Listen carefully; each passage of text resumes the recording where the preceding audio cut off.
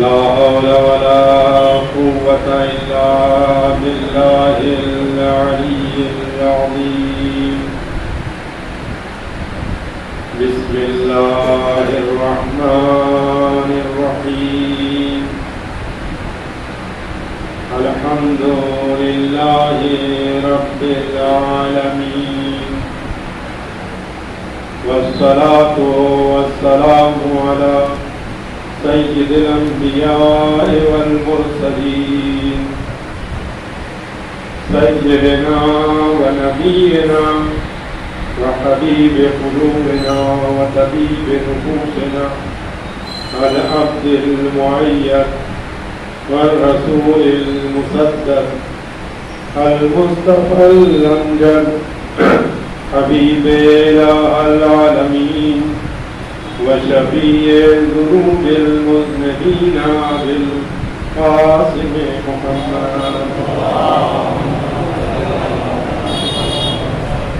وعلى آله الطيبين الطاهرين المعصومين المظلومين المنتجبين سيما بقية الله في الأرضين ولعنة الدائمة على أعداء الله وعلى أعداء رسوله وعلى أعداء أهل بيته الطاهرين من الآن إلى قيام يوم الدين. أما بعد فقد قال الله الحكيم في كتابه الكريم وهو أصدق الصادقين وقوله الحق. أعوذ بالله من الشيطان الرجيم. يا أيتها النفس المطمئنة ارجعي إلى ربك راضية مرضية وادخلي عبادي وادخلي جنتي. صلوات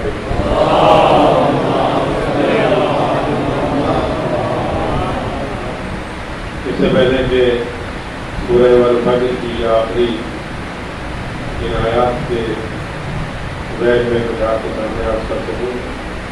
ایک بار سورہ حمد اور 3 بار سورہ توحید تلاوت فرما کر مرحومہ حنیف فاطمہ بنت ذکی حیدر زوجہ جناب مان حیدر صاحب کی مکمل اشارت ہے.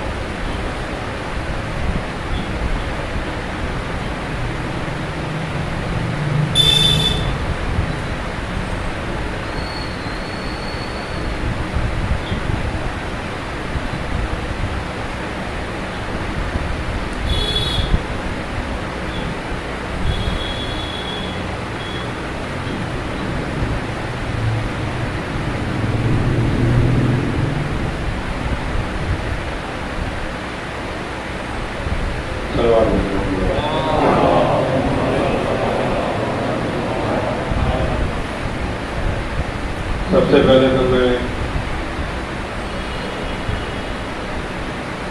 جو ہمارے مرثیافہ حضرات ہیں ان کا شکریہ ادا کروں، کیونکہ اس دور میں بھی جو خلوص ان لوگوں میں پایا جاتا ہے وہ اپنے آپ میں ایک مثال ہے. کیونکہ عام طور سے جو لوگ مجمع عام میں کوئی چیز پیش کرتے ہیں تو ان کی توقع یہ ہوتی ہے کہ مومنین کی تعداد زیادہ ہو، مجمع پہلے سے موجود ہو. لیکن یہ حضرات خالی امام باڑے میں ملائکہ کو خطاب کرتے ہوئے ان کو مد نظر رکھتے ہوئے مرثیے کا آغاز کرتے ہیں، اور جب مومنین جمع ہو جاتے ہیں تو یہ اس محفل کو، اس مجلس کو اس ذاکر کے حوالے کرتے ہیں. یہ ان کا اثار ہے، قربانی ہے. خدا ان سب کو سلامت رکھے. اور خاص کر ہمارے امام صاحب جو آج کل حدیث بھی چل رہے ہیں، ایک مسئلہ بہت زیادہ سخت حدیث ہے، ان کو صحت عطا فرمائے. تمام مرثیافہ حضرات کو صلوات محمد.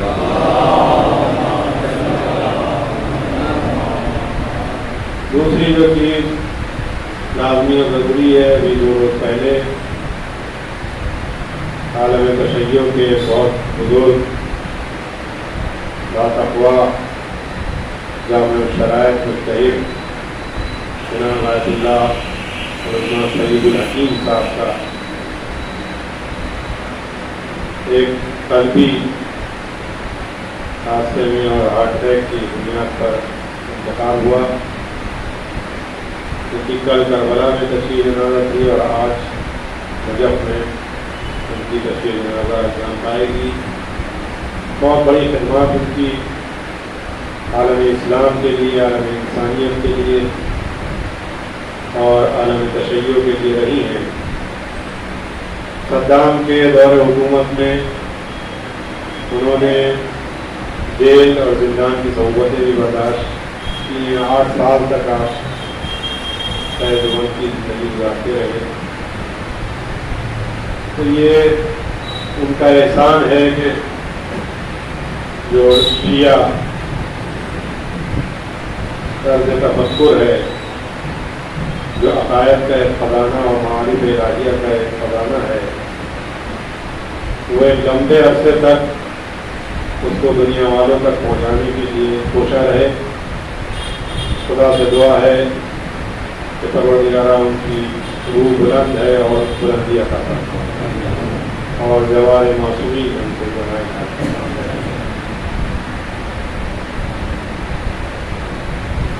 جس آیت جن آیات کی تلاوت میں نے آپ کے سامنے کی ہے، وہ چھوٹی چھوٹی آیتیں ہیں، لیکن کائنات کے ایک عظیم سسٹم کی طرف اور نظام کی طرف وہ حکایت کرتی ہے۔ ظاہری ترجمہ بچوں کے لیے میں عرض کر دوں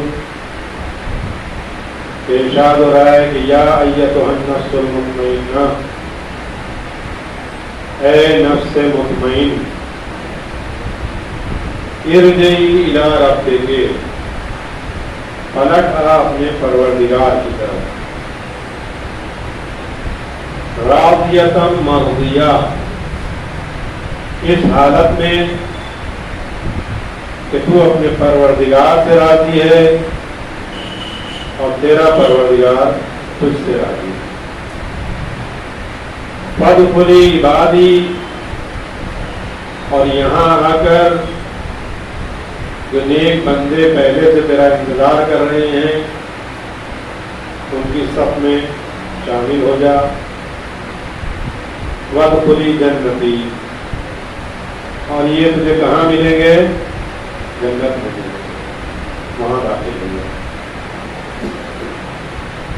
دیکھیں یہ انسان کی جو حیت ہے، جو اس کا جسم ہے، جو اس کا وجود ہے، جس کو ہم ظاہری نگاہوں سے دیکھتے ہیں، یہ 2 چیزوں سے مل کے بنا ہے۔ میں فزیکلی طور پہ نہیں کہہ رہا ہوں کہ 5 عناصر ہیں یا 114 عناصر ہیں، ان کی بات نہیں کر رہا ہوں۔ ظاہری طور پر یہ جو ہمارا وجود ہے، اس میں 2 چیزیں بہت ہی واضح طور پر نظر آتی ہیں، ایک ظاہری آنکھوں سے اور ایک خود ظاہری آنکھوں سے نظر نہیں آتی، بلکہ اس کے آثار نظر آتے ہیں، جس سے انکار نہیں کیا جاتا۔ ایک جسم ہے انسان کا، بدن ہے، یہ اعضاء و جوارح ہیں، اور ایک روح اور نفس ہے۔ اگر ان میں سے ایک بھی چیز نہ ہو تو اس دنیا میں انسان کا کوئی وجود باقی رہنے والا نہیں۔ یہ جسم اور بدن اور روح 2 چیزیں ہیں، دونوں کے الگ الگ تقاضے ہیں، دونوں کی اپنی الگ الگ حیثیت ہے، اور دونوں کے الگ الگ ضروریات ہیں۔ اگر ایک کی طرف توجہ دی جائے گی تو وہ پہلو پروان چڑھے گا، دوسرا کمزور ہو جائے گا، اور پھر انسان جسے اشرف المخلوقات کا لقب دیا گیا ہے اس مرتبے پر فائز نہیں ہو سکے گا. لہذا دونوں پہلوؤں کی طرف انسان کو توجہ دینی ہے. اگر ایک انسان ایک کامل بننا ہے تو جسمی لحاظ سے بھی انسان کو صحت مند ہونا پڑے گا اور رکھنا پڑے گا, اور روحی لحاظ سے بھی, نفس کے لحاظ سے بھی انسان کو مضبوط اور توانمند ہونا پڑے گا. ہوتا کیا ہے ہماری اس دنیا میں کہ ہم بدن کی, جسم کی ضرورتوں کو تو مد نظر رکھتے ہیں لیکن روح کی ضرورتوں کو مد نظر نہیں رکھتے. نتیجہ یہ ہے کہ ہماری زندگی ایک کارٹون کی طریقے سے ہے کہ جس کا ایک ہاتھ بہت لمبا ہے اور ایک ہاتھ بالکل چھوٹا ہے. ایک کان حد سے زیادہ بزرگ اور بڑا اور ایک کان اپنے اوسط درجے سے بھی چھوٹا. وجہ کیا ہے؟ وجہ یہ ہے کہ ہم نے اپنی ساری توانائی, اپنی ساری طاقت, اپنا سارا وقت بدن کی نشو و نما اور اس کی بقا کے لیے صرف کیا ہے. ابھی تک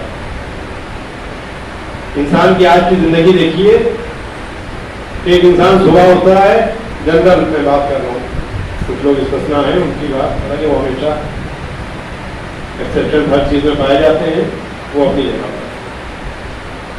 انسان صبح اٹھتا ہے تو وہ اپنے کاروبار, اپنے آفس, اپنی دکان, ان سب کی فکر میں رہتا ہے. تیار ہوگا وہ اور وہ آفس کے لیے چلا جائے گا. دن بھر وہ آفس کے تقاضوں کو پورا کرے گا اور اس کے بعد میں شام کو, رات کو گھر پر آئے گا. پھر کھانا پانی کا جو بھی اس کا دل چاہا اس نے لیا اور اس کے بعد میں پھر وہ سو گیا. اسی طریقے سے اس کی زندگی گزر رہی ہے.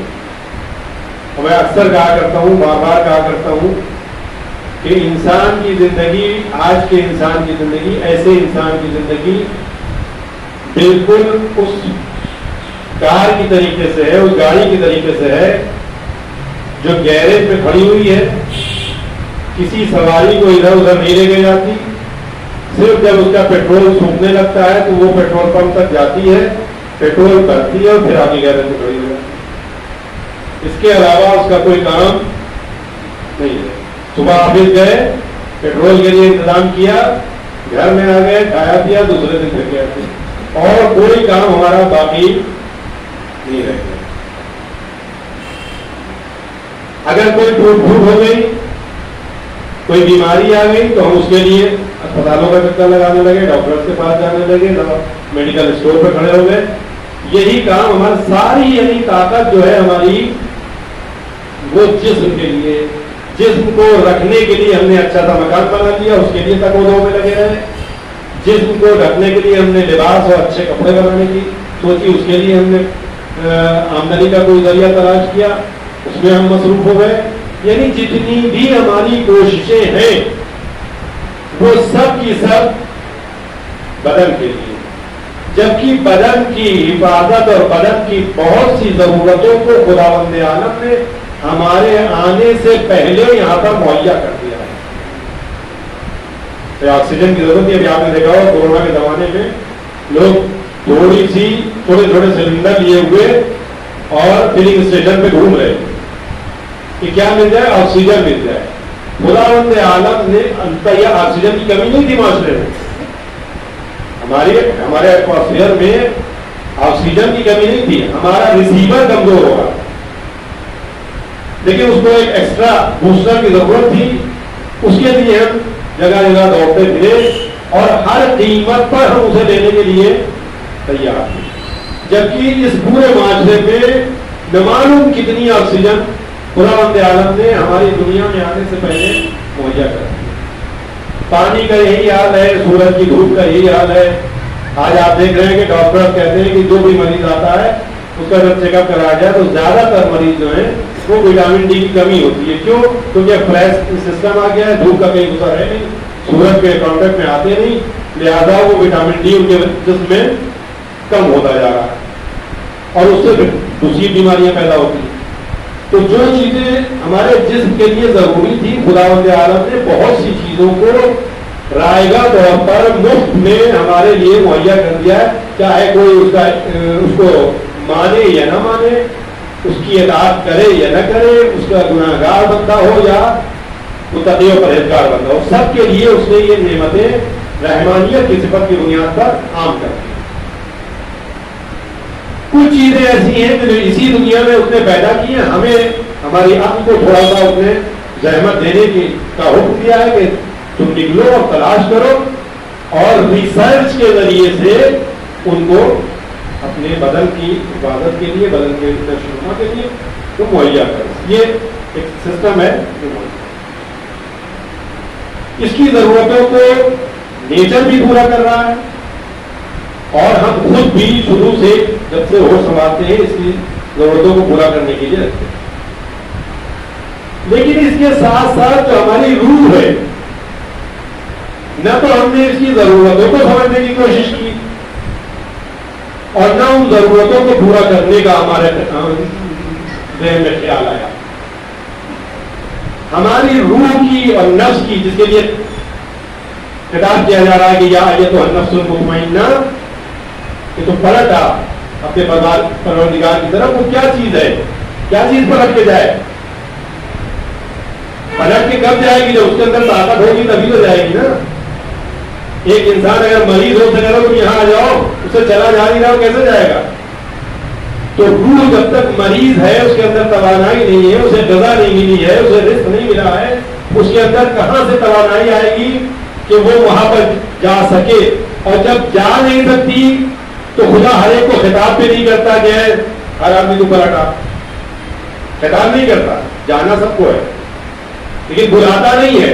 क्योंकि खुदा की एक सुन्नत ये है कि उसके ताकत से ज्यादा उसे कभी तकलीफ नहीं देता, कोई जिम्मेदारी उसके दोष पर नहीं डालता जब तक कि उसके अंदर वो सलाहियत मुताकत पैदा न हो जाए।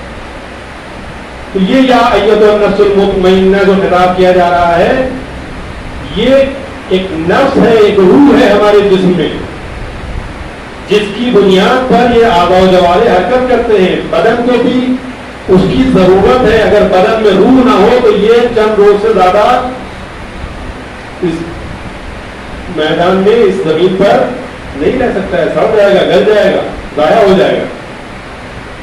इस रूह की, इस नफ्स की भी कुछ जरूरतें हैं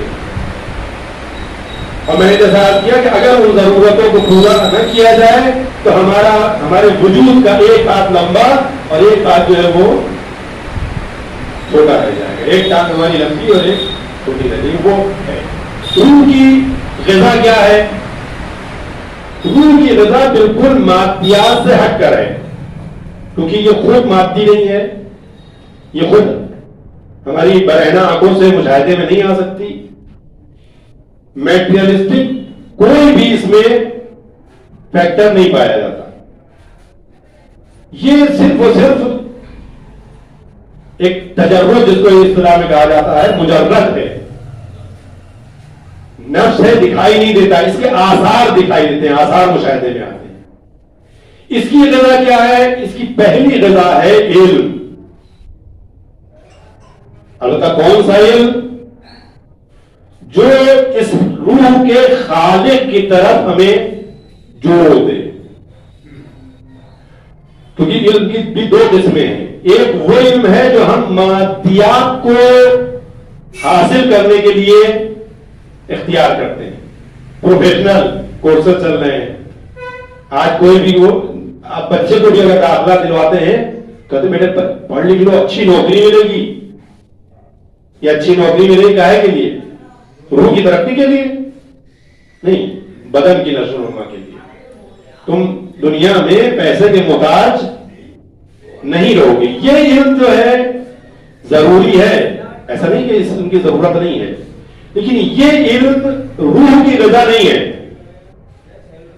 रूह की ग़िज़ा वो वाला इल्म है जो इल्म हासिल करने के बाद, चाहे इसी इल्म के जरिए से हो لیکن ہمیں اپنے پروردگار کی معرفت عطا کرے،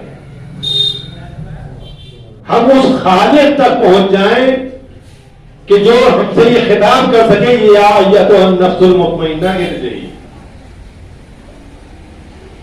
وہ علم جو ہے وہ ہماری روح کی غذا ہے، اور اس کے لیے بہت ضروری نہیں ہے کہ آپ کتابوں کو بھگا لیں، کیونکہ کتابیں ایک معاون اور مددگار کا رول ادا کرتی ہیں، وہ علم نہیں ہے. ان کے ذریعے سے ایک چیز انسان نکالتا ہے، اس کا ذہن اسے کھینچتا ہے، وہ چیز یہاں پر جگہ بناتی ہے اپنی اور پرماننٹ میموری میں چلی جاتی ہے. ان کتابوں کو ہم وسیلہ اور ذریعہ بناتے ہیں، ورنہ ایک کھلی ہوئی کتاب پوری یہ کائنات ہے. کائنات کا ہر ذرہ، ہر مخلوق قرآن میں موجود ہے. انظر الی الابل کیف خلقت، اونٹ کو دیکھو یہ کیسے پیدا کیا گیا ہے، کیسے خلقت ہوئی ہے اس کی. یعنی جو راز و رموز اونٹ کے اندر پائے جاتے ہیں ان کو غور کرو، ان کے سلسلے میں غور و خوض کرو، اور جب ان کی حقیقتوں کو پہنچ جاؤ تو پھر دیکھو کہ یہ اونٹ اس خالق نے بنایا ہے. جب اس اونٹ میں اتنی خصوصیات ہیں تو اس کائنات میں کتنے کمالات ہوں گے. انظر الی الجبل، ان پہاڑوں میں دیکھو کیسے کیلوں کی طرح، میخوں کی طرح سے زمینوں میں بڑے ہوئے ہیں. جب اس سسٹم کو آپ دیکھیں گے، پوری دنیا کا نظام سامنے رکھیں گے کہ ان پہاڑوں کا ہماری زمین کے ٹھہراؤ میں کیا رول ہے، تو آپ کو اللہ کی اور خالق کی عظمت کا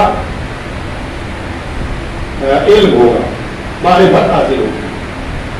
اور خدا رب العالمین نے جو جہاں جیسا رہا، کسان سے یہ کہا کہ میں تم پیڑوں کو دیکھو کیسے یہ درخت نشوونما پاتے ہیں، ایک بیج کے اندر ہم نے یہ ساری چیزیں جمع کر دیا. آپ سیب کا روپ میں دیکھ رہے ہیں، یہ سیب اتنا سا بیج اس کے اندر ہے، اس میں ساری چیزیں موجود ہیں، پتے بھی ہیں، درخت بھی ہیں، جڑ بھی ہے، پھول بھی ہے، پھل بھی ہیں، سارے وٹامن اور ساری چیزیں اس کے اندر موجود، اتنے سے بیج کے اندر.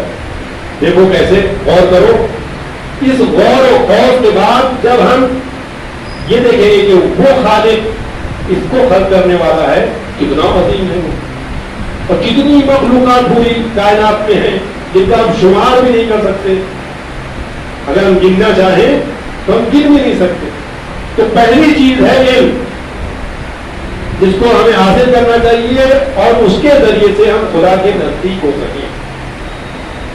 اور یہ بھی بتا دوں کہ خدا کے نزدیک ہونا یعنی مادیات کی خدمت کو لینا. جتنا جتنا آپ خدا کے نزدیک ہوتے جائیں گے، ان مادیات کو حاصل کرنے میں آپ کی توانائی اور طاقت کم صرف ہوگی. یہ بہت اہم سسٹم ہے. یہ لوگ یہ سمجھتے نہیں، ہم جو ہمارے عبادی کام ہیں، جو ہمارے مذہبی کام ہیں، جو خدا کی اور آخرت سے متعلق ہیں، ان کو بعد میں کریں گے، پہلے ان کو کریں گے.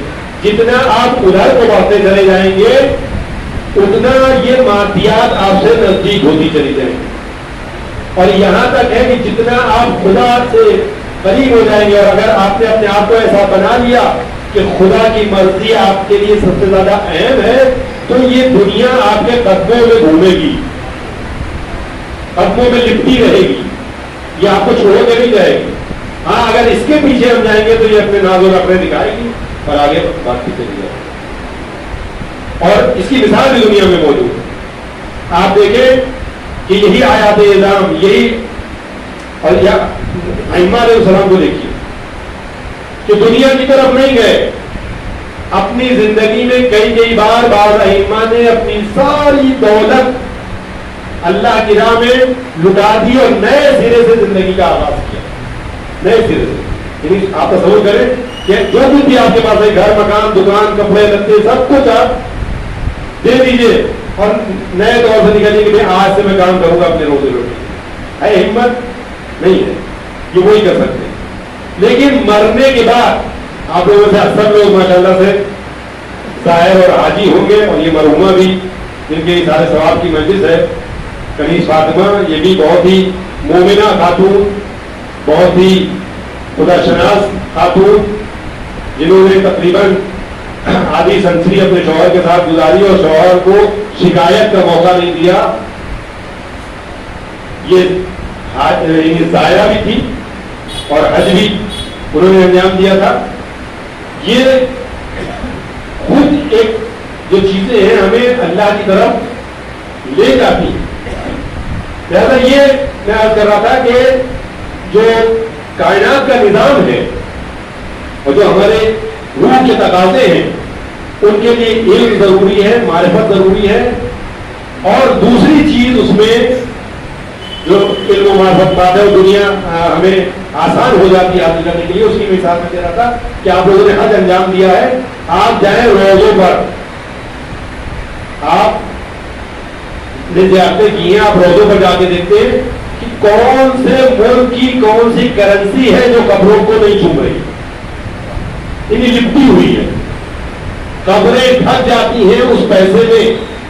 کس کے لیے؟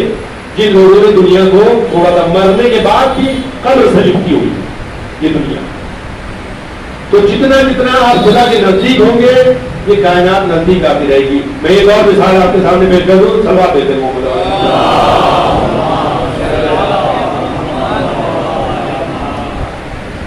امام جعفر صادق علیہ السلام کے پاس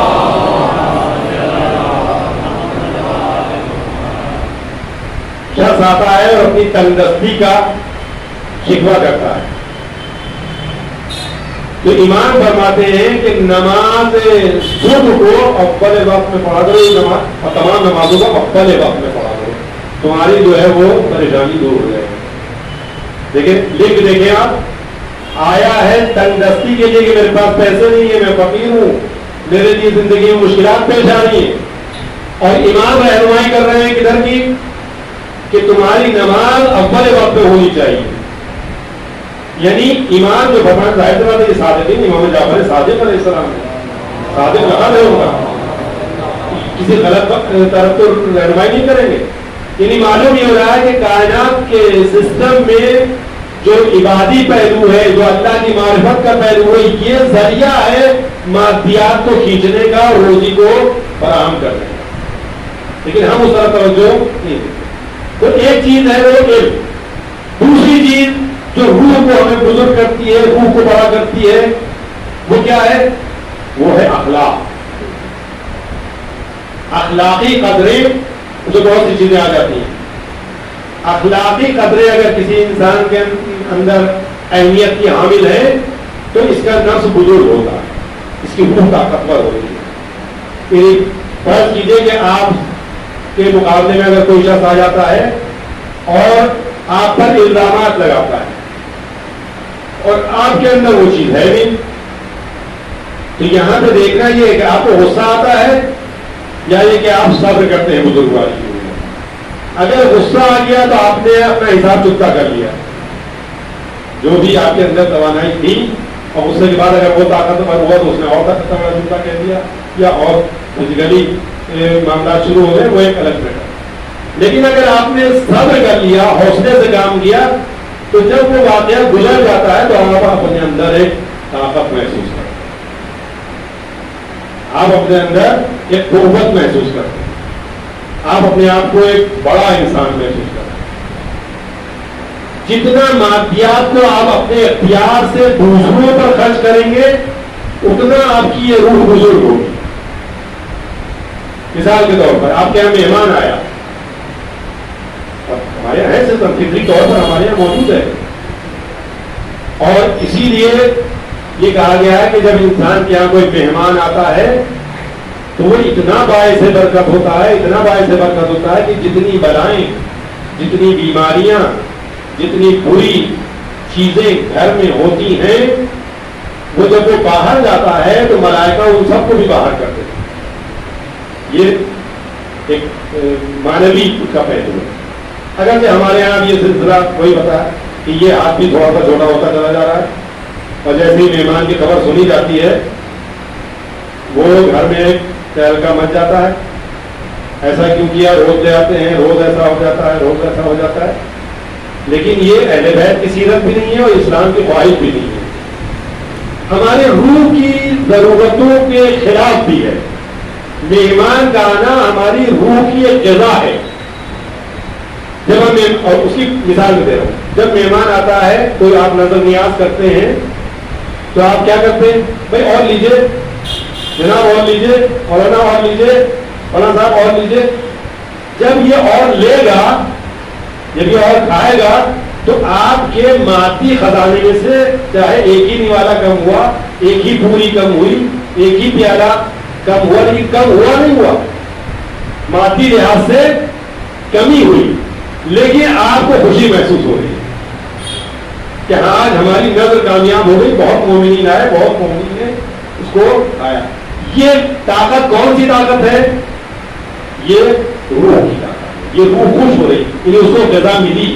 جس طریقے سے ایک انسان بھوکا ہو، پیاسا ہو، اسے پانی مل جائے تو سکون کی سانس محسوس کرتا ہے، اسی طریقے سے روح جو تشنا ہے، روح جو بھوکی ہے، جب اس طریقے کے معاملات سامنے آتے ہیں اور آپ وہ بزرگواری دکھاتے ہیں تو روح بھی خوش ہوتی ہے، روح بھی شادمان ہوتی ہے. یہ اخلاق انسان کی روح کی غذا ہے. صدقہ روح کی غذا ہے. جب انسان صدقہ دیتا ہے تو اپنے آپ کو یہ محسوس کرتا ہے کہ میں بہت سی چیزوں سے محفوظ ہو گیا.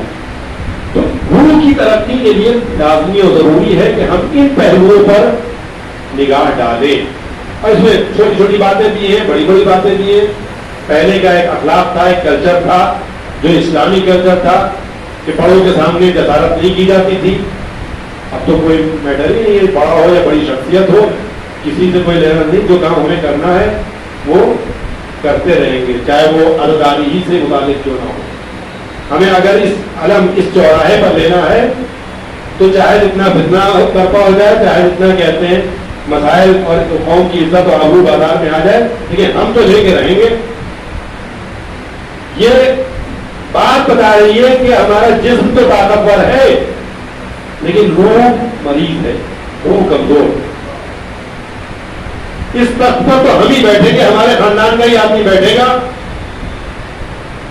یہ کیا بتا رہا ہے کہ ابھی مادیات میں گرے ہوئے ہیں، ابھی روح بلند نہیں ہوئی، ابھی امام حسین سے وہ رابطہ قائم نہیں ہوا ہے جس کے لیے خدا نے اسے کہا کہ آج تو النفس المطمئنہ ارجعی الی ربک راضیۃ. یہ نوحہ ہمیں پڑھنا ہے، ہم ہی پڑھیں گے، کوئی دوسرا نہیں پڑھتا. چاہے ہماری آواز بیٹھ گئی ہے، ہم کہتے ہیں قابل نہیں رہ گئے اب، لیکن اب جوان آگے نہیں بڑھ سکتا کیونکہ ہم پڑھیں گے جب تک ہم زندہ ہیں. یہ جب تک ہم زندہ ہیں ہم ہی پڑھیں گے، یعنی جسم ہے ہمارا، روح ہمارا ساتھ نہیں دے. روح ہماری کمزور ہے، روح کے سلسلے میں ابھی ہم فقیر ہیں، ابھی ہم غنی نہیں ہوئے. یہ چیزیں چھوٹی ہیں لیکن بہت اہم ہے. جبکہ اگر ہم یہاں پر اپنی تھوڑی سی قربانی دیں اور نفس کی بزرگی کا مظاہرہ کریں تو اگر نوحہ پڑھنے میں ہمیں فرض کیجئے 1 لاکھ روپے کا ثواب ملتا، ثواب کو ہی مادیات بھی توڑنا پڑتا ہے کہ پیمانہ نہیں. اگر ہم وہاں پر قربانی دیں تو ہمیں 10 لاکھ کا ثواب ملے، کیونکہ وہاں پر آپ نے عزاداری کی حرمت کو باقی رکھا، آپ نے دوسرے شخص کو آگے بڑھانے کی کوشش کی، اس کا ثواب ملے گا. آپ نے قوم کی عزت کا خیال رکھا، آپ نے نئے آنے والے بچوں کے اخلاق کو باقی رکھنے کا حوصلہ کیا کہ یہاں پر ایسا نمونہ پیش کرنا چاہیے، ایسی برخورد کرنی چاہیے. یہ بہت سے ثواب کے کام آپ نے صرف اس کو ترجیح دے کر اور اپنے آپ سے 1 قدم پیچھے ہٹا کر یہ سارے ثواب آپ نے کما لیے. یہ بہت اہم ہے کیونکہ عزاداری کے سلسلے میں یہاں پہ عرض کرتا چلوں کہ عزاداری ہمارا ایک محاذ ہے. اس محاذ پر، کسی بھی محاذ پر اگر فوجی آپس میں لڑنے لگیں گے تو دشمن حاوی ہو جائے گا. یہ عزاداری ہمارا محاذ ہے، یہاں پر دشمن کو ذرا سا بھی شائبہ نہیں ہونا چاہیے کہ ہمارے اندر کوئی اختلاف پایا جاتا. یہ وہ میدان کے آپ بالکل سامنے دشمن کھڑا ہوا ہے اور آپ یہاں پر اس کے سامنے کھڑے ہیں، وہ آپ کو دیکھ رہا ہے. آج پوری دنیا میں امام حسین علیہ الصلوۃ والسلام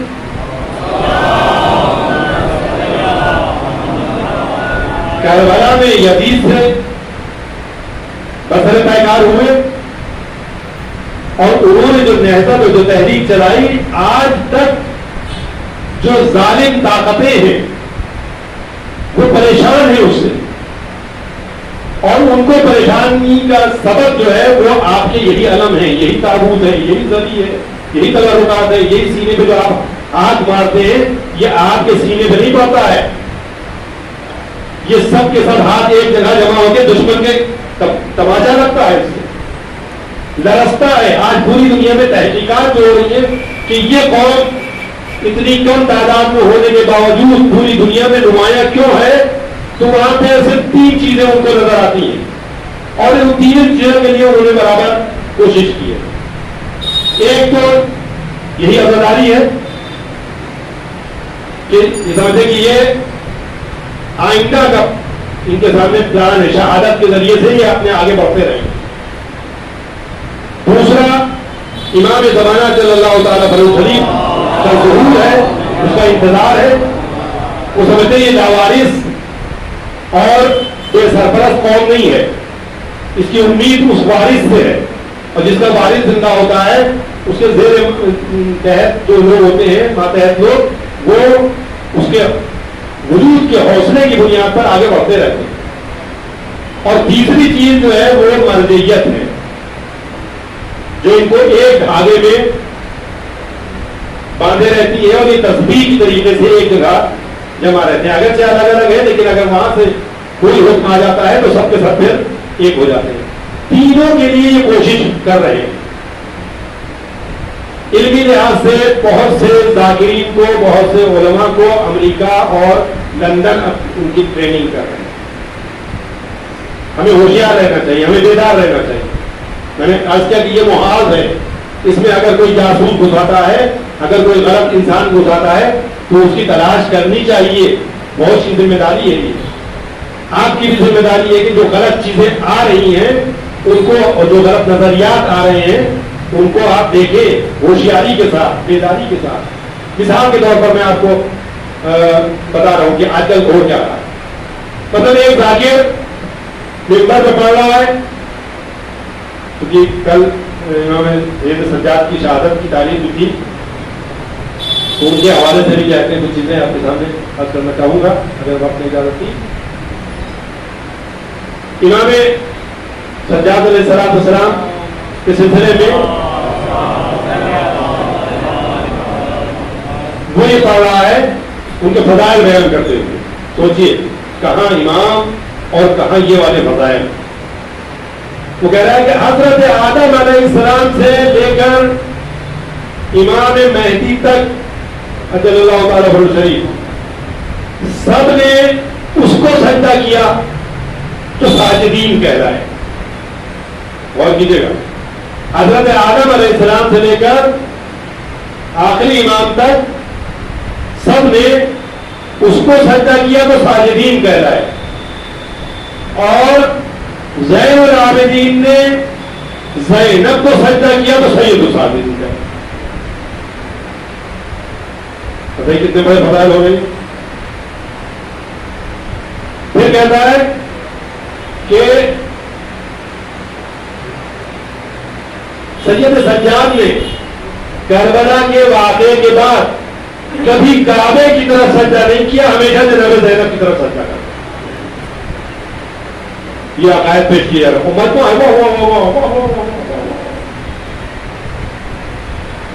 یہ چیزیں ہمارے یہاں پیش کی جا رہی ہیں تاکہ ہم امام کی شخصیت کو یہاں پر لا کر پامال کر دیں، امام کی عظمت ظاہر ہی نہ ہو پائے۔ وہ امام جس نے آخری لمحات تک خدا کا شکر ادا کیا ہے، اس کو ہم کہہ رہے ہیں کہ وہ اس نے کعبے کی طرف سجدہ ہی نہیں کیا، گویا خدا سے معاذ اللہ پھر گئے تھے، مصائب برداشت نہیں کر سکے، اتنے مصائب پڑے کہ انہوں نے جو ہے وہ سب کا دامن ہاتھ سے چھوڑ دیا اور خدا سے شاکی ہو گئے، منہ پھیر دیا۔ اس طرح کی چیزیں ہماری عزاداری میں ممبروں سے پڑھی جانے لگی۔ ہمیں ہوشیار رہنا ہے کہ دشمن کس راستے سے داخل، یا زنجیری ماتم کے سلسلے میں جوان لڑکیوں کو آدھے پونے لباس پہنا کر سڑکوں پر ان سے کما لگوائی جا رہی ہے، ان سے زنجیری ماتم کرایا۔ آپ کے مطابق یہ تو ایسا ویسا نہیں یہ ہوگا. اس کی کلپیں موجود ہیں, اس کو چاہیے ہوگا میں بھی دکھا سکتا ہوں, ہوا میں بات نہیں کر رہا ہوں, دونوں کی آپ کو دکھا دوں. یعنی اس طریقے سے عزاداری کو کہ وہاں پر جہاں پر غم کا ماحول ہے, جہاں پر احتجاج کا ماحول ہے, وہاں پر انسان دوبارہ معافیات کی طرف متوجہ رہے اور اس طرف کو چل پڑے. یہ ماحول بنایا جا رہا ہے. کیوں بنایا جا رہا ہے؟ کیونکہ عزاداری سے ان کو خطرہ محسوس ہے. جس طریقے سے اسلام کو مست کرنے کی کوشش کی گئی اور امام حسین علیہ السلام نے اس کو دوبارہ سے زندہ کیا, وہاں بھی تو یہ ہو رہا تھا اسلام کے نام پہ یہ سب چیزیں پھر کی جا رہی تھی. دربار میں شراب پی جا رہی تھی, دربار میں ڈانس ہو رہے تھے, دربار میں نقارے بج رہے تھے. وہاں پہ امام حسین علیہ السلام نے جب یہ دیکھا تو ان کا نہیں, یہ اسلام الگ ہے اور خدا کا اسلام جو ہے وہ الگ ہے. خدا کا اسلام یہ ہے. آپ کو بھی آج کے اس دور میں عزاداری کے مقابلے میں اور اس طرح کی جو عزاداری پیش کی جا رہی ہے, آپ کو ایک سنتی اور روایاتی عزاداری کو پیش کرنا ہے جس کی ائمہ نے تائید کی ہے, اور اس طرح کی اگر باتیں آ جائیں تو ان سے آپ کو مقابلہ کرنا ہے. ورنہ پھر ہم اس مرتبے پر فائز نہیں ہو سکتے جو اہل بیت کی مرضی و منشا تھی عزاداری کا, وہ فائدہ ہمارے قوم کو نہیں مل سکتا ہے. کیونکہ عزاداری کے دو پہلو ہیں, میں برابر کہا کرتا ہوں, عزاداری کے بھی دو پہلو ہیں. ایک ہمارے غم کا اظہار ہے کہ جس کے ہمارے اوپر احسان تھے, جس کی امت کے اوپر احسان تھے, جس کے عالم انسانیت پر احسان ہے, اس کے ساتھ یہ ناانصافیاں برتی گئی, اتنا ظلم ڈھایا گیا. جب ہم سنتے ہیں تو جیسے لوگ جھوٹی کہانیوں پر رو لیتے ہیں, ہم تو یہ حقیقی واقعات گزرے, ان سے ہم کو محبت تھی, ان کو ہم سے محبت تھی, لہٰذا ان کے اوپر جو رو رہے ہیں ہمارے آنکھوں سے خود بخود اشک جاری ہو جاتی ہے. یہ غم کا پہلو ہے. دوسرا پہلو ہمارا احتجاج کا ہے کہ ایسے شرفا کو, ایسی بزرگ ہستیوں کو, ایسے بزرگ نفسوں کو تم نے قتل کیوں کیا, تم نے ستایا کیوں, تم نے پریشان کیوں کیا. اب ہم جو ہے وہ ان کے ہدف اور مقصد کو اگر تم یہ سمجھتے تھے کہ ان کی شہادت کے بعد ختم ہو جائے گا تو ہم آگے لے کے بڑھیں. یہ احتجاج ہمارا ہوتا ہے عزاداری میں. تو اس بنیاد پر ہمیں نفس کی بزرگی دکھانی ہے. بہت آگے بڑھ چکا ہے, باقی مسائل انشاءاللہ بعد میں. یہی نفس کی بزرگی اور عظمت آپ کربلا کے میدان میں دیکھیں. ایک بزرگ نفس امام سید سجاد شہادت کے ایام ہیں, جن کا کربلا سے بہت ہی قریبی تعلق. البتہ یہاں بھی امام کو عابد بیمار کہا جاتا ہے اور یہ لقب مشہور ہو گیا ہے. حالانکہ امام جو ہے وہ بیمار ہی پیدا نہیں ہوئے تھے اور ساری زندگی بیمار نہیں رہے. بہت ہی مضبوط جوان تھے, جن کا جسم بھی جوان تھا, روح بھی جوان تھا. اور کربلا میں روز عاشور جس طریقے سے تمام انسانوں کو کبھی کبھی کوئی بیماری لاحق ہو جاتی ہے, بخار آ جاتا ہے, کوئی اور بیماری آ جاتی ہے, اسی طریقے سے امام کو بھی اس وقت بخار کہیے یا یعنی اس طریقے سے غش کی حالت کہیے, یہ صورت اس وقت بھی تھوڑے وقت کے لیے مستقل وہ بیمار نہیں تھے کہ وہاں سے لے کے ہمیشہ بعد تک جب تک زندہ رہے بیمار رہے ہوں, ایسا نہیں. اور مصلحتاً بیمار تھے, خدا کی حکمت تھی اس میں تاکہ نسل امامت باقی رہے اور جو یہ قافلہ ہے لٹا ہوا سیلانیوں کا ان کو ایک سرپرست میسر رہے. کیونکہ کربلا کے میدان میں اشقیاء نے پوری کوشش یہ کی تھی کہ جو بھی افراد اس لائق تھے کہ وہ جنگ کر سکتے تھے یا آگے کوئی اقدام کر سکتے تھے, ان سب کو شہید کر دیا تھا. 6 مہینے کے بچے تک کو سید سجاد ایک بہت ہی بزرگ ہستی, امام کا, امام حسین کا اتنا زیادہ اعتماد کہ آپ نے بھی جنگ کی اجازت مانگی ہے تو امام نے کہا نہیں, تمہیں تو قافلہ سالاری کرنا. یعنی اعتماد تھا کہ سید سجاد اس لٹے ہوئے قافلے کو تمام اہداف اور مقاصد کی زندگی اور حیات کے ساتھ آگے لے چل سکتے ہیں. تو کہا نہیں تمہیں اجازت نہیں دی اور نہیں دیا آپ. یہ امام سید سجاد چاہے ان کی پہلے کی زندگی ہو جس پہ تاریخ کو بہت کم اشارہ کیا ہے, اور چاہے کربلا کے بعد کی زندگی ہو, دونوں زندگیاں بہت ہی زیادہ اخلاقی لحاظ سے, شجاعت کے لحاظ سے, علم کے لحاظ سے, خود امام سید سجاد نے جس مسجد میں یزید نے محفل سجائی تھی اور امام کو وہاں پر دعوت دی تھی, وہاں پہ آپ نے اپنے خطبے کا آغاز یہی سے کیا کہ 6 چیزیں خداوند عالم نے ہمیں عطا کی ہیں. علم عطا کیا, سماحہ یہ وہی بزرگی وہ عطا کی, شجاعت, چوتھی چیز شجاعت عطا کی, اور المحبت فی قلوب المؤمنین, خدا نے ہمارے سلسلے میں مومنین کے دلوں میں محبت ڈالی. یہ ساری چیزیں خود امام نے بیان کی ہیں. تو علم کے لحاظ سے, شجاعت کے لحاظ سے اور فصاحت, جو جملہ بولتے تھے وہ فصیح ہوتا, یہ تمام اہل بیت کی شان رہی ہے. یہ نفس کی بزرگی سید سجاد کی اس بات کا باعث بنی کہ ان کے ہاتھوں میں ہتھکڑیاں پہنائی جائیں, ان کے پیروں میں بیڑیاں ڈالی جائیں, ان کے گلے میں خاردار توڑ ڈالا جائے تاکہ ان کو بولنے میں بھی پریشانی ہو, اور دربار میں لا کر کھڑا کیا گیا. آپ سوچئے کہ امام نے کتنے مصائب برداشت کیے اور نفس کا کس طریقے سے مظاہرہ کیا کہ ایک بزرگ نفس کتنا طاقتور ہوتا ہے. جو آغاز ہو رہا ہے کربلا کے میدان میں آپ کے اوپر مصائب کا, وہ لمحہ ہے جب امام حسین علیہ السلام آخری رخصت کے لیے سید سجاد کے خیمے میں آتے ہیں اور وہاں پر بیٹے کو جگاتے ہیں اور کہتے ہیں بیٹا اٹھو. یا جناب زینب لوگوں نے جگایا کہ دیکھو تمہارے بابا تم سے ملنے کے لیے آئے. سید سجاد نے آنکھیں کھولی, ایک مسئلہ دیکھا کہ باپ کا خون آلود چہرہ سامنے. کہا بابا یہ کیا, تیرے عباس کہاں ہے؟ کہا وہ تو نہر کے کنارے شانے کٹا کے سو گئے.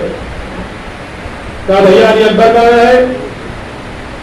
امام نے جواب دیا اور یہ محسوس کیا کہ اب یہ سید سجاد غصے سے بیدار ہوئے ہیں, ایک ایک کے بارے میں پوچھیں گے اور کچھ قربانیاں ایسی ہیں کہ جن کے بارے میں بتایا نہیں جاتا. تو امام حسین علیہ السلام بس ایک جملہ کرتے ہیں, وہی فصاحت کا مظاہرہ کرتے ہیں اور یہ فرماتے ہیں کہ اے بیٹا بس یہ سمجھ لو کہ اب مردوں میں میرے اور تمہارے سوا کوئی باقی نہیں ہے. یہاں سے جناب سید سجاد کا کربلا سے جو زندگی چھوڑی ہے اس کا آغاز ہوتا ہے, اور اس کے بعد میں ایمان چلے جاتے ہیں. سید سجاد پر پھر اشتاری ہو جاتا ہے اور پھر اس وقت پھر آنکھ کھلتی ہے جب جناب زینب سلام اللہ علیہ گھبرائی ہوئی پریشان حالت آواز دیتی ہے بیٹا سید سجاد میرا بس سے آنکھیں کھولو اور یہ بتاؤ کہ ہم جلتے ہوئے خیموں میں جل کر مر گئے یا گھر سے باہر نکلے. تو سجاد آگے کھولتے کا مجھے پر کیا ہوا, جناب زینب بس ان کے کہنے سے پردہ ہٹا دیتی ہے. سید سجاد دیکھتے ہیں کہ نو کے نیزا ہے اور بابا کا سر ہے. امام فرماتے ہیں میرا آسا لائیے, میری تلوار لائیے. لیکن جناب زینب کہتی ہے کہ اب اس کا وقت نہیں ہے, یہ وقت گزر چکا ہے, اب بس یہ بتاؤ کہ ہم ان خیموں میں جل کر مر جائیں یا باہر نکلے. سید سجاد نے فرمایا اپنی جان کو ہلاکت میں ڈالنا مناسب نہیں ہے, گھر سے باہر نکلیے. ساری بیویاں گھر سے نکلتی ہے باہر. امام سجاد کی یہ بزرگ روح ہے کہ جب یہ منظر دیکھنے کے لیے آمادہ ہے فوراً آگے بڑھتے ہیں کبھی جناب زینب کی چادر بھیجتے ہوئے، کبھی ام کلثوم کی چادر بھیجتے ہوئے، کبھی دوسری شہزادیوں کو چھینتے کی چادر چھینتے تعزیانے لگائے جاتے ہیں۔ سید سجاد نے یہ بھی دیکھا کہ چھوٹی سی بہن سکینہ جا رہی ہے، اس کے دامن میں آگ لگی ہوئی ہے، ایک شخص آتا ہے، سکینہ یہ سمجھتی ہے کہ شاید میری مدد کر سکے گا، اس سے کہتی ہے کہ یہ بتا دے میرے بابا کدھر ہے۔ وہ شخص بجائے اس کے کہ کوئی دلاسا دیتا، کوئی ہندو کا ظلم کرتا، کوئی یتیمی کے سر پر شفقت کا ہاتھ پھیرتا، ایک مرتبہ رخسار پر تماچے مارتا ہے اور کانوں سے گوشوارے چھین لیتا ہے۔ بچی سہن گئی، کئی بار یہی سوچا ہوگا کیا تعزیت پیش کرنے کا یہی دستور ہے اسلام میں؟ کیا اسی طریقے سے لوگ پرسا دیتے ہیں؟ اور سید سجاد یہ سب مشاہدہ کر رہے ہیں۔ ایک مرتبہ 11ویں محرم آئی، آپ کو مدینوں میں لگا کر بیویوں کو کجاوا اونٹوں پر سوار کیا گیا، بے پردہ بیویاں، بے پردہ سیدانیاں، اور اس کے بعد میں ستمبری بھی یہ کہ ان اونٹوں کی مہار سید سجاد کے ہاتھ میں دی گئی اور کہا اس قافلے کو لے کر آگے بڑھو۔ پیروں میں بھاری ڈیڑیاں ہیں، پیر اٹھایا نہیں جاتا، گلے میں خاردار توق ہے کہ ذرا سا بھی ہلتے ہیں تو اس میں سے وہ کانٹے چبھنے لگتے ہیں، ہاتھ ہتھیلیوں سے جکڑے ہوئے ہیں، لیکن سید سجاد ہے بزرگ نفس مطمئنہ کا مظاہرہ کرتے جا رہے ہیں، آگے بڑھتے جا رہے ہیں، یہاں تک کہ کوفے کا شہر آ گیا۔ آپ کو کوفے کے باہر ہی روکا گیا، رات کا وقت تھا، وہاں پر تمام اشیاء کے لیے خیمے نصب کیے گئے، لیکن اہل بیت کو یوں ہی میدان میں بغیر کسی سائے کے رکھا گیا۔ سید سجاد کبھی اپنے آپ کو دیکھتے ہیں، کبھی بیویوں کے معصوم اور گھبرائے ہوئے چہروں کو دیکھتے ہیں، کبھی جو چھوٹے چھوٹے بچے تھے ان کے معصوم چہروں پر جو خون کے رکھتے تھے اور جو تماشے کھا کر ان کے رخسار سرخ ہو گئے تھے ان کا مشاہدہ کرتے ہیں۔ لیکن خدا کا یہ بندہ، خدا کا یہ عظیم بندہ، خدا کا یہ عظیم روح کا مالک انسان اپنے حلم کے ذریعے سے، اپنی بزرگواری کے ذریعے سے، اپنی شجاعت کے ذریعے سے ان سب کو برداشت کرتا رہتا ہے۔ اس کوفے میں جا رہے ہیں جہاں پہ مولا کائنات کی ایک زمانے میں حکومت رہی ہے، وہاں پر شہزادوں کے عنوان سے یہ جانے جاتے تھے، امام حسین و جناب زینب وہاں پر شہزادی اور شہزادوں کے عنوان سے پہچانے جاتے تھے۔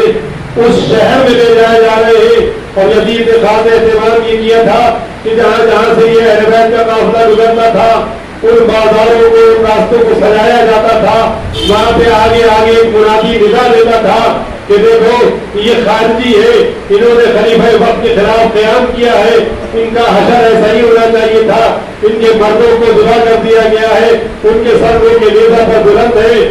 اور اس طریقے سے آپ کی تشہیر ہو رہی تھی۔ سید سجاد سر کو جھکائے ہوئے آگے بڑھتے جا رہے تھے، نفس بزرگ تھا، اسی راستے میں کئی لوگوں کی آپ نے ہدایت فرمائی، کوئی پتھر مار رہا تھا، کوئی آپ کو تازیانے مار رہا تھا، کوئی نیزوں کے انی سے آپ کو اذیت دے رہا تھا۔ ایک مرتبہ ایک شخص آگے بڑھا اور اس نے آپ کو اذیت دینی چاہی، اس کے بعد امام کہتے ہیں کہ کیا تو ہمیں پہچانتا ہے؟ کہا کہ ہاں، اعلان یہی ہو رہا ہے کہ تم لوگ خارجی ہو، تم نے خلیفہ وقت کے خلاف قیام کیا ہے۔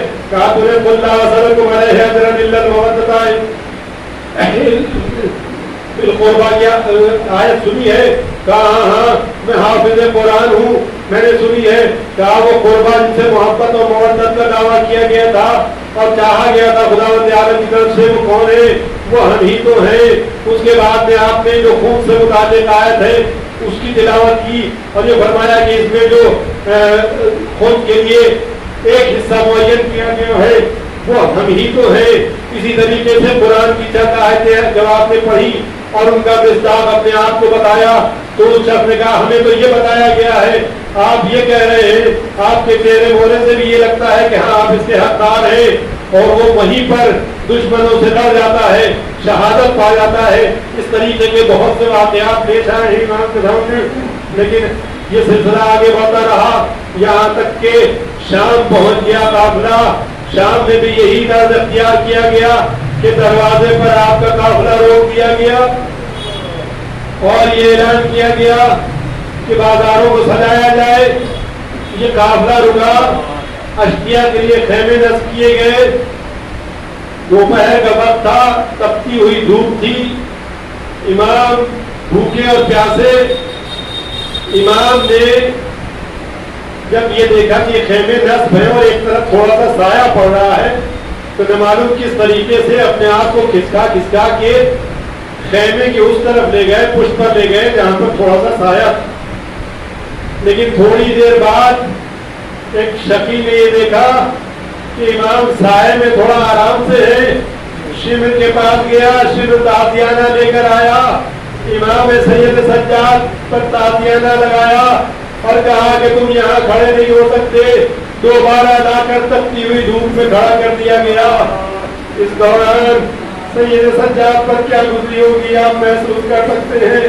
آپ تصور کیجیے جس کے گھر والے تمام بے برہنہ ہو, اونٹوں پر سوار تھے, ان کو میدان میں چٹیل میدان میں کھڑا کر دیا گیا ہو, ان کے ہاتھوں میں رسم بندھی ہوئی ہو, بھوکے اور پیاسے ہو.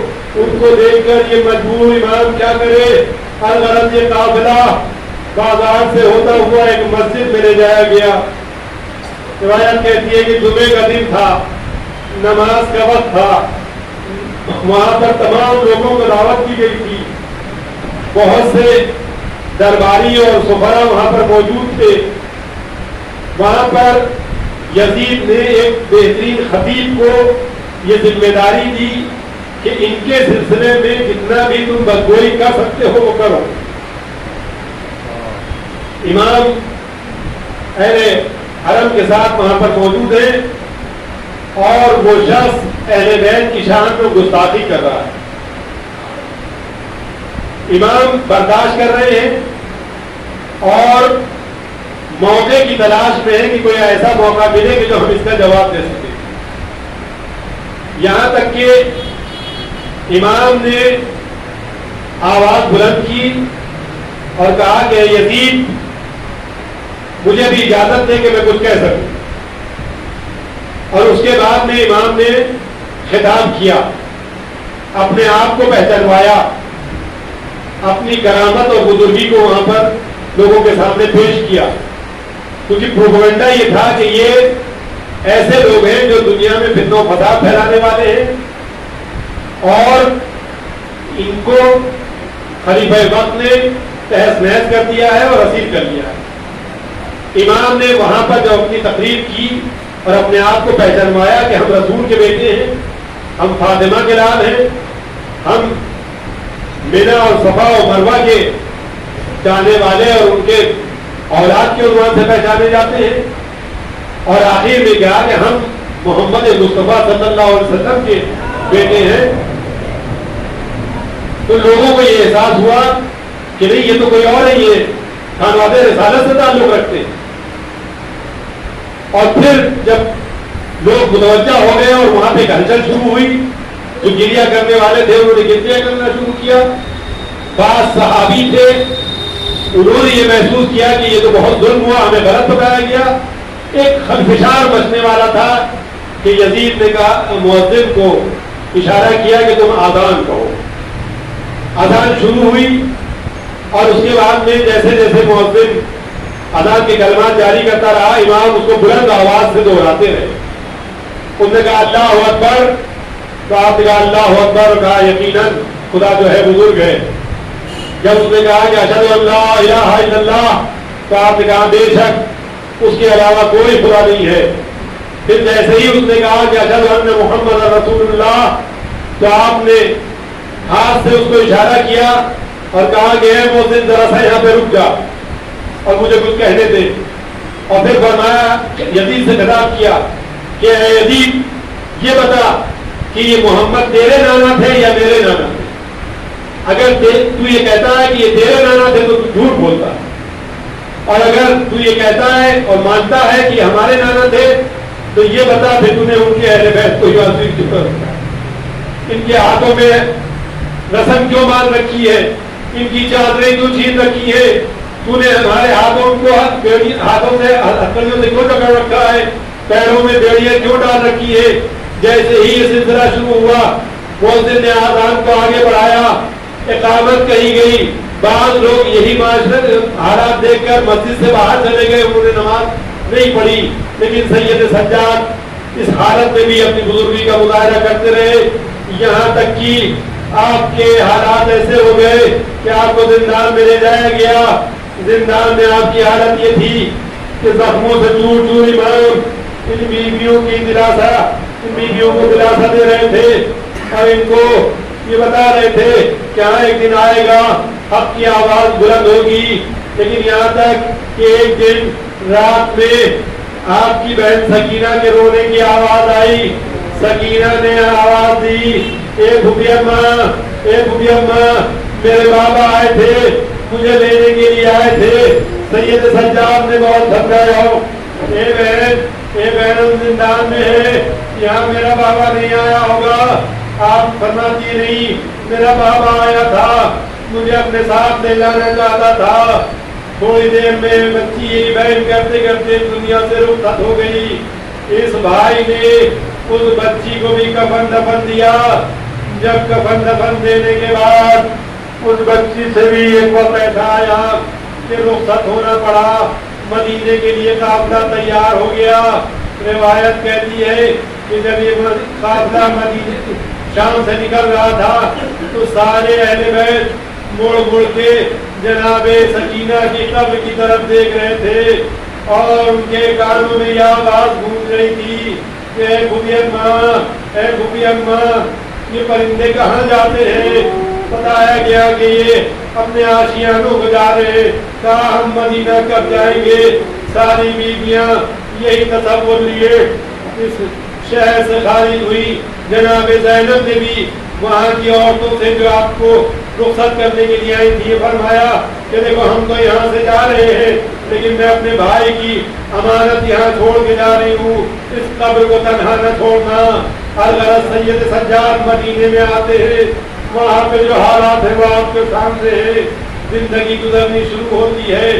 आप जब कभी बाजार से गुजरते हैं, कस्साब की दुकान के सामने से गुजरते हैं तो रुकते हैं, उससे पूछते हैं ए भाई जब तुमने जानवर को ज़िबा किया था तो क्या पानी पिला दिया था।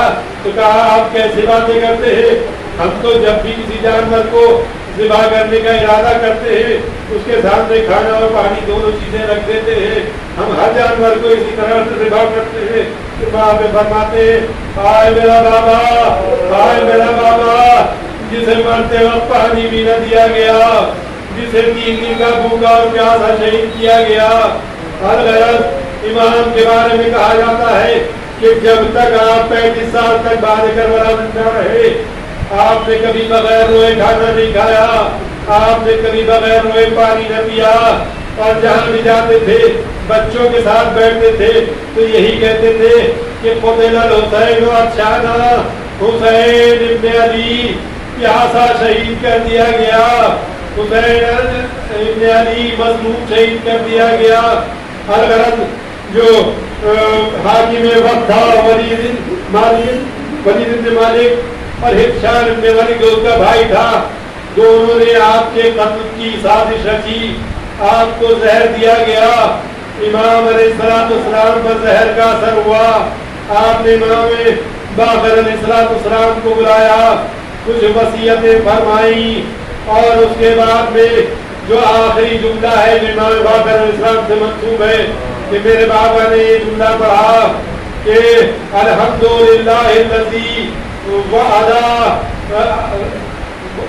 ये अल्हम्दुलिल्लाहिल्लज़ी खुदावंद आलम का मैं शुक्र अदा करता हूँ, हमद अदा करता हूँ कि उसने अपने किए हुए वादे को पूरा किया। वअौरसनल अर्ज़ा, हमारे लिए जमीन को विरासत में अदा किया और हमें जन्नत के लिए आज़ादी दे दी कि हम जहाँ भी चाहें वहाँ पर रहें। ये खुदावंद आलम अमल करने वालों का कितना बेहतरीन अमल देता है। बस ये जुमला कहने के बाद आप इस दुनिया से रुखसत हो गए। मदीने में ये इत्तला पहुंची, कोहराम मच गया, लोग आपकी ताज़ियत के लिए आने लगे, इमाम की खिदमत में ताज़ियत के लिए आते थे। اہل حرم کی خدمت میں تعزیت کے لیے آتے تھے، آپ کو غسل و کفن بھی دیا گیا، آپ کا تابوت سجایا گیا، کندھوں پر مومنین نے اس کو نے لیا، تشییع جنازہ ہوئی، لیکن وہاں پہ امام محمد باقر علیہ السلام بھی گریا تھے اور یہ سوچ رہے تھے کہ آئے میرے بابا حسین، ان کو کفن بھی نصیب نہ ہوا، انہیں غسل بھی نصیب نہ ہوا، آج یہ حالات سید سجاد بھی زیر کفن، یقیناً یہی سوچ رہے تھے کہ میرا بابا جن کو 3 دن تک جنازہ ان کا جلتی ہوئی ریت پہ پڑا رہا، ان کو کوئی کفن دینے والا نہ تھا، ان کو کوئی دفن کرنے والا۔